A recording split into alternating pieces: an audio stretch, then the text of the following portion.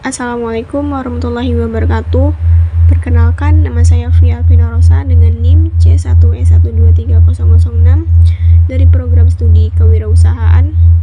Pada kesempatan kali ini, saya akan mempresentasikan tugas ujian tengah semester pada mata kuliah Digital Marketing dengan topik Strategi Digital Marketing untuk Pemasaran Kopi Lokal di Jambi.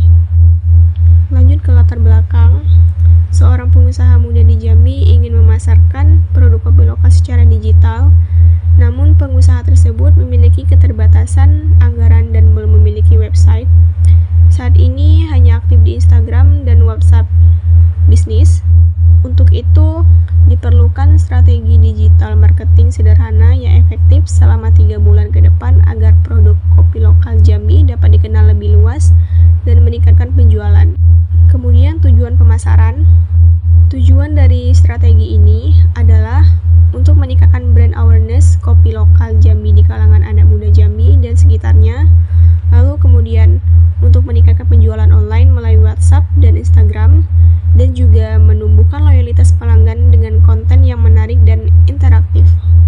Lanjut ke target pasar. Target pasar yang saya tentukan adalah anak muda dari usia 18 sampai 35 tahun, terutama mahasiswa dan pekerja muda yang aktif di media sosial dan menyukai produk lokal.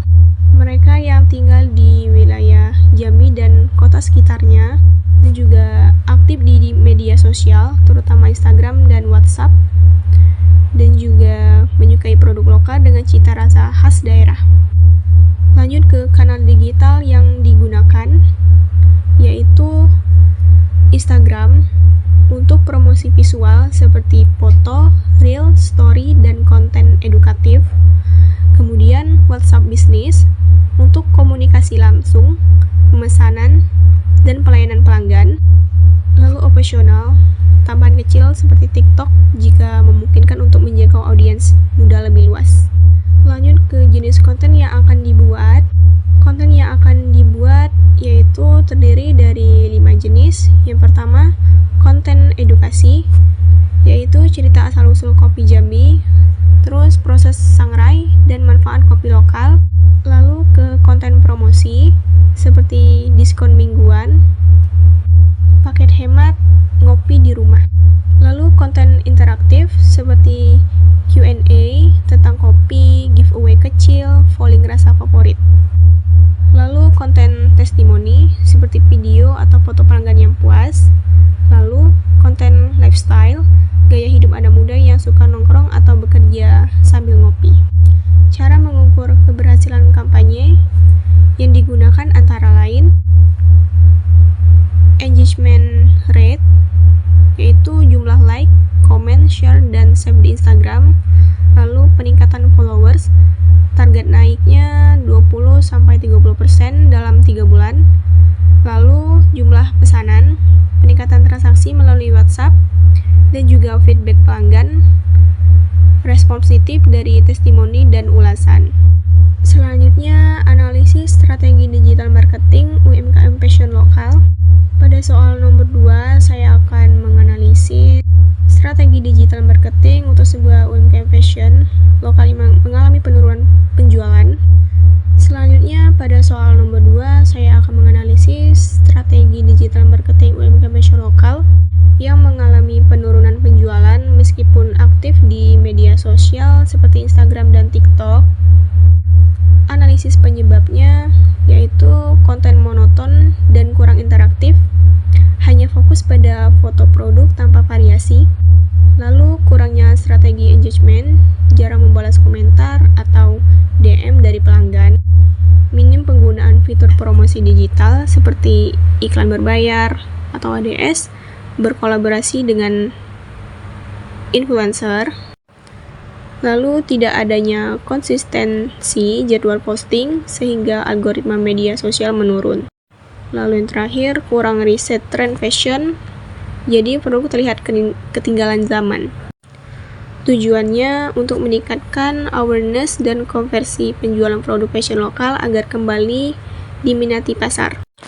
Kemudian pada soal nomor 3, kasusnya adalah Sebuah brand skincare lokal menggunakan influencer untuk mempromosikan produknya, tapi hasil penjualan tidak sesuai ekspektasi.